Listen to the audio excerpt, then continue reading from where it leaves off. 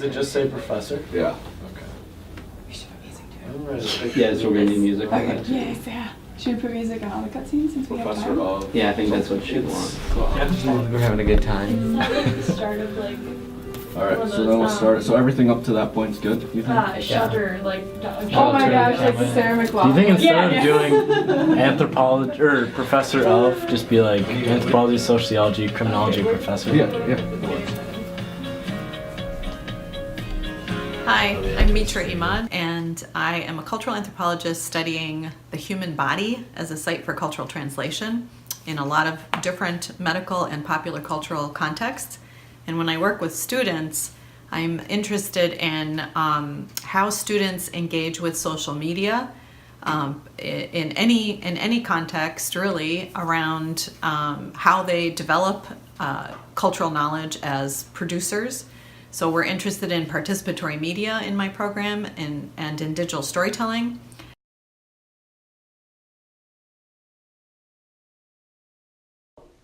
That's my creativity. I mean, it does get my job done in the different aspects, but it juices my creativity to have the lab, right? That's for me. And I feel like that's true for you too in a totally different way, but it juices your creativity too.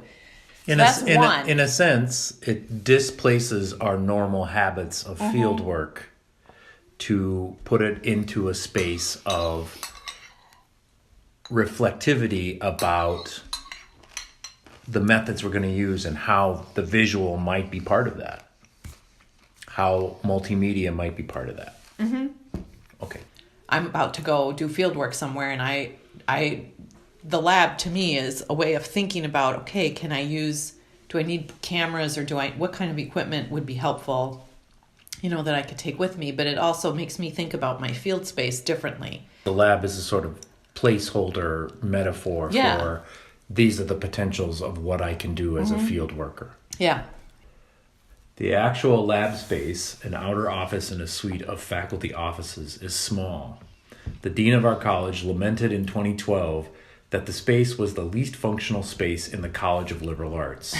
Cluttered with carts of obsolescent overhead projectors, boxes of abandoned files and papers from retired faculty, and a cabinet of useless electronic cables, this was a space that had become home for the displaced detritus of academic life. When the dean asked for a vision for repurposing the space, we crystallized what had until then been an emergent emphasis in our classes on the visual and on community-engaged learning. We sought university strategic initiative funds to purchase cameras, editing software, sound equipment, and laptop computers. In our research and with our students, we made a key displacement in our identities, moving from being analysts of culture working in our closed classrooms to being makers in the cultural conversations we are always already enmeshed within. People walk in and they enjoy the space, even though it's so tiny. The fact that the chairs roll around and the tables roll around, and there's whiteboards. The way that I have witnessed them using the space is completely changes the collaborative environment of learning the skills that you need in order to produce ethnography in this way. It's nothing dramatic. It's the capacity to have that big screen. The level of involvement of a team of 4 people is much higher than usually when it's a small laptop and everybody's trying to crowd around it. There's one person driving and not everyone can see and not everyone can really grasp what's going on. So without the lab space, we've had this pattern of students will sit, one person's on the keyboard, and one person is maybe an active advisor sitting on their shoulder, and there are 2 or 3 others sitting off in the margins. Technology is always a barrier when it escalates as quickly as it has been in our current moment, historical and cultural moment. The capacities that we have escalated so fast that there's no such thing as a digital native.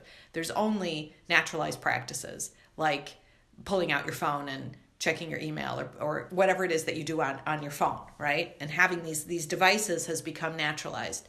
With our students, with our elite 6% of the world's population, those practices are naturalized. So how do we take those practices and open up the potentials of ethnography? The barrier is translating those naturalized practices into something that actually has anthropological power. and that actually opens up the practices and skills of cultural anthropology. So translating the impulse to take selfies Sure. into something that actually generates ethnographic insights. Exactly. It's still directed by screen. Laboratory is a notion of innovation, of experimentation, but it's also a site, a place, a situation, a set of conditions. The lab itself is not about necessarily figuring out the technology. For me, the PML represents a shift in focus towards media production, towards participatory field engagements, towards the question that I even brought to my field site a month ago, which was simply, what can I do for you? How can my project and my capacities be of service to you? But what I really talked about was my capacity of observation, deep listening, and knowledgeable engagement. The lab comes in as a way to allow me to think about the field in terms of what I can bring to the mission of those around me. That isn't only about technology. We're also developing the lab as a collegial space and bringing the lab as an opportunity to our interdisciplinary colleagues. It's also not just about technology. Other faculty have been able to talk to us about what participatory media and participatory production in their research models might look like. People who aren't anthropologists, people who are wanting to do an ethnographic piece in a project. So the capacity for us to share like digital storytelling techniques and workshops, to share the sort of philosophical ideas behind this lab and why we have this equipment and what we want to do with it and how that's helped shape other people's projects and ideas. Their creativity and their focus and their capacity to do something in their projects that they might not have done otherwise has also been emboldened, I think. For all of us engaging in this specific laboratory, the Participatory Media Lab, this lab comes along with us, carrier bag style, as we move from our participatory field sites into media production and back to our stakeholders with the question, what can we do? What can we create? How can we facilitate your story? Those transitions to me are all sort of mediated and saturated in this displaced laboratory.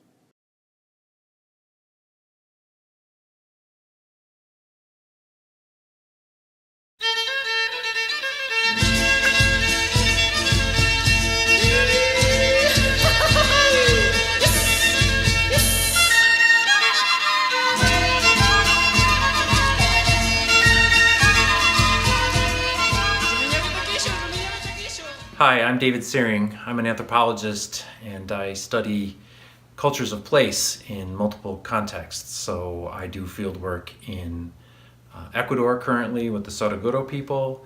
I've done research in the past in the Texas Hill Country, and I also do field work in the Western Lake Superior region. And in all those places, I'm interested in studying how cultures of place come to be, how they change over time, how global forces displace them and transform them.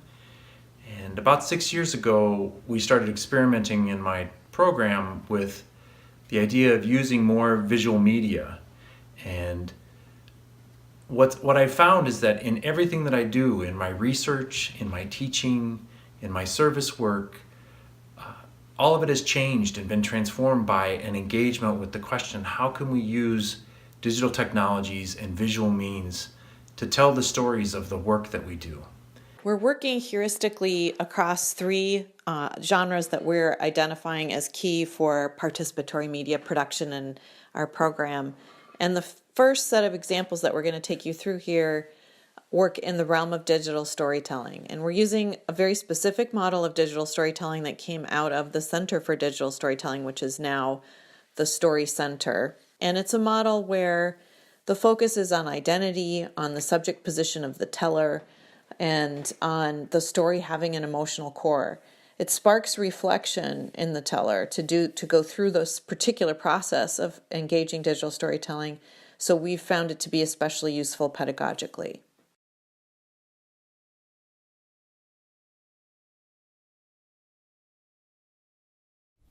This is me. My name is Micaiah. I am a girl from a small town in rural Minnesota. Everybody knows me. Everybody looks like me. This is my house. This is where I live with my family. This is my family. We speak English. My mom calls me Boo. This is me inside my little bubble of comfort. This is me. My name is Maki. I am a girl living in the chaos that is Cuenca. Nobody knows me. Nobody looks like me. This is my house. This is where I live with my family. This is my family. We speak Spanish. My mom calls me Mija. This is me no longer inside my little bubble of comfort. Some Andean peoples call these powerful forces of mountain, water, and air apus, or tiracuna, earth beings. Can you imagine what it would be like to know a place like this deeply and well? Our voices echo from the stones and mix with the singing streams, as if we are trying to fill a huge void with our human laughter to set aside feelings of uneasiness at the immensity of space and time in these mountains. We are only passing through. We humans have always just been passing through. The trees, the stones, even the floating layers of more plants, they are the ones who are the dueños, the owners of this place.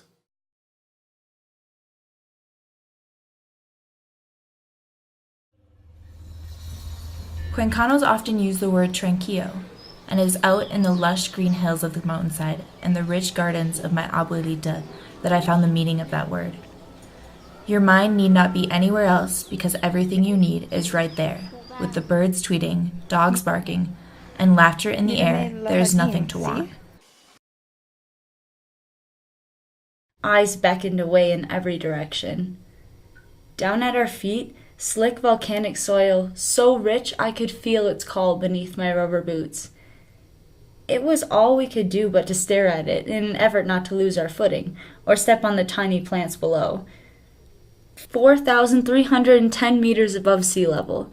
We were right in the thick of things, among weeds larger than ourselves and trees that had lived to see the rain dig, mountains shed, and the murmur of life paint the land. I started the walk home. My host family had only shown me the way to and from the school that morning, but I had a map and was confident I could figure it out. But, being the impatient person I am, I decided that once I found the street they were on, I was good enough. Without knowing how many blocks I had to go, with streets that stretched the entire expanse of the city, I soon became confused. Where was I? That looks familiar. Am I going the right way? No, I would have remembered that. Where is Simon Boulevard? Why aren't there any street signs? Where am I? Where am I? Where am I? With each new adventure, it feels as if I'm finding a piece of the puzzle. Some of these pieces have sharp, jagged edges that need to be wedged into place, while others are the perfect corner piece you have been searching for these last few hours. Each one of these pieces ignites a plethora of memories and will forever hold a place in my heart. My time in Cuenca is just another piece of the puzzle. What is this puzzle going to look like when it's complete, you ask? Who knows? The next genre of media that we'd like to highlight for you is the genre of participatory video production. This form of participatory media involves inviting the people that we work with into the production process to imagine what kinds of stories to tell, to have control over the kinds of narratives that they want to present, create a space where the ethnographer and the people we work with are collaborators At the beginning of this video, you saw a brief clip from the first participatory video that I produced in my fieldwork. When I arrived with camera equipment in 2013 in Saraguro, Ecuador, the people that I work with there were excited because they have long wanted to film themselves doing their traditional dances. And so when I arrived with cameras, not really knowing what I wanted to do, they said, "We want to make a video and you have pretty good equipment. Let's get up there and make a video." So that dance video is a piece that was co-created with my Saraguro collaborators. My friend Benigno was the camera operator. Several of the dancers sat with me while we did the editing, and they made the selections on what cuts to use and how to structure the storytelling.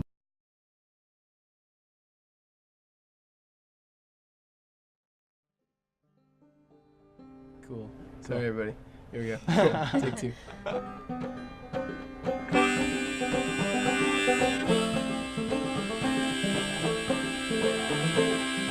This student-produced film was created as part of a class project. The film premiered at the local arts theater, and we were able to invite the farmers from the region to come and see themselves on the screen. It was a powerful moment for displacing the usual Hollywood fare and helped community members see their own culture and agency in a new light.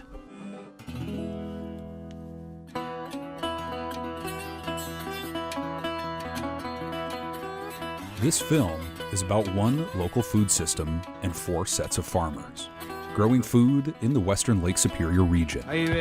Our region spans 13 million acres of Minnesota and Wisconsin. 10 million of those acres are fit for farming. Our region is shared by 479,856 people. People who spend $1.2 billion on food per year. Just 7% of our food is grown and eaten locally. 93% of our food isn't. However, studies show that we can produce enough food to feed our entire region. So if we can feed ourselves, why aren't we?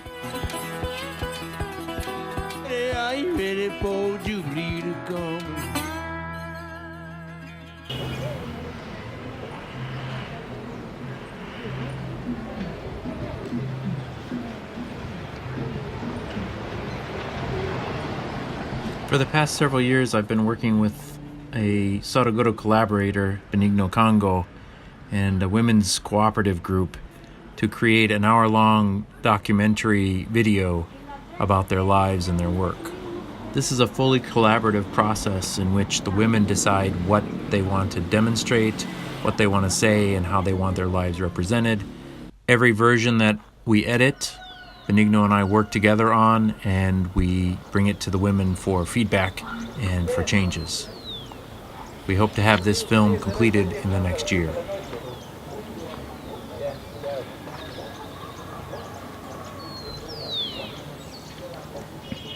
Un fuerte aplauso, recibamos al grupo Amaru.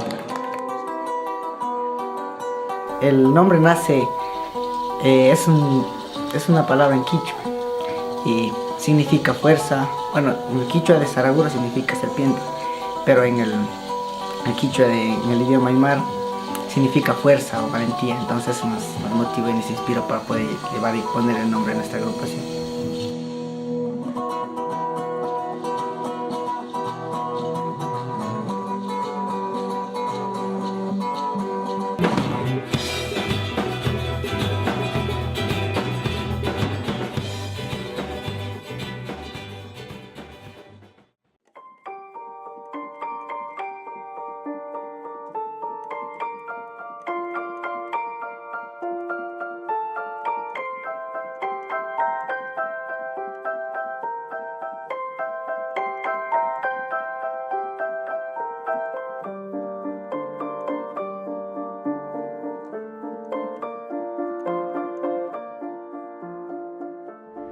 It was a trash collection day, and squatters on West Grand Boulevard stole freshly emptied containers and filled them with waste from weeks of illegal occupancy.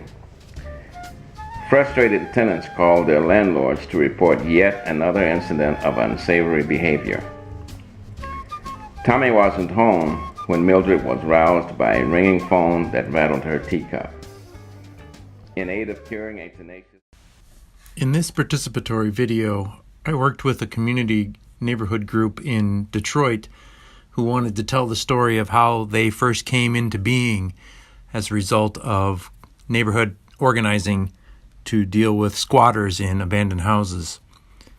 I worked with the organization to help them draft a script, to select images, and tell their story so that they could share it with people new to the neighborhood. The video now serves as the opening part of their web presence to introduce newcomers to the neighborhood and to their organization. Squatters have rights under the law, they explained, but acceded to pleas for intervention. The squatters had retreated behind the front door. The final genre that I'd like to share examples of is the idea of public ethnography. The primary difference we see between public ethnography and participatory video production is that in a public ethnography, the ethnographer is largely creating the piece, him or herself. The short documentary videos that result often may be of value to the community, even though they have been primarily created by the ethnographer.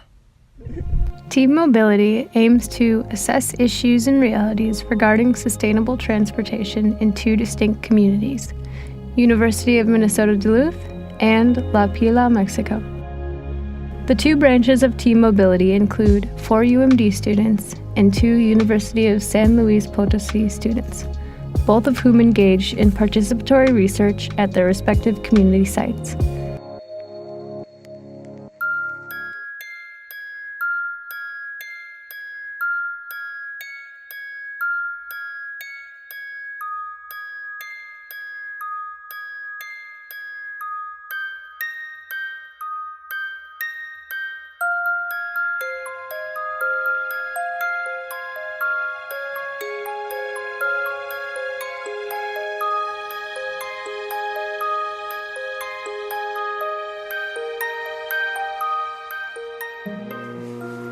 To put it simply, urban exploring is a fancy word for trespassing.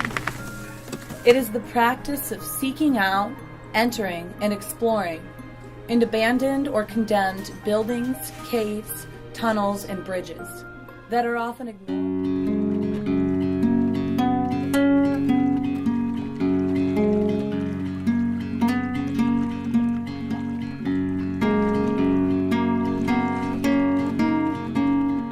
For those people living off the shores of Lake Superior, most know the deep blue waters are more than just an icon of the northern Minnesota port city, Duluth.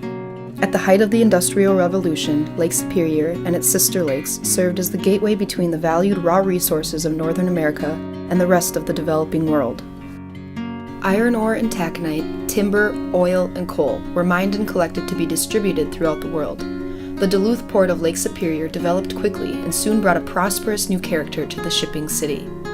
Although the value of the lake is still very much attached to the continued shipping industry, there are many who value Lake Superior for the life it brings to its region. Most Duluthians cherish the lake for its recreational uses and aesthetic beauty, but most also don't fully understand the myth of the life we live. In Duluth, clean and delicious water is abundant, but the fact is we are incredibly unique and therefore spoiled with our water usage and consumption. With how good we have it here, it is sometimes hard to imagine that over 1 billion people in the world are lacking access to clean, fresh water. What we see when we look at Lake Superior is an enormous body of crisp, clean water. 3 quadrillion gallons to be exact. That's enough water to cover North and South America in about 1 foot. But what we don't see is how freshwater resources, much like Lake Superior and the other Great Lakes, are being commoditized, privatized, and used for commercial purposes to gain profit. Our engagements with these various forms of participatory media have a distinctively DIY or do-it-yourself ethos to them. The goal isn't for us to become professional filmmakers, but rather to naturalize the practice of thinking with people and with images and with multimedia to make our ethnographic work useful in the larger cultural context and cultural conversations. that are important for our society. We hope to learn from colleagues who are experimenting in similar ways or who can also offer challenges and provocations to push our practice farther. Thanks for listening and watching, and we look forward to questions, comments, and discussion.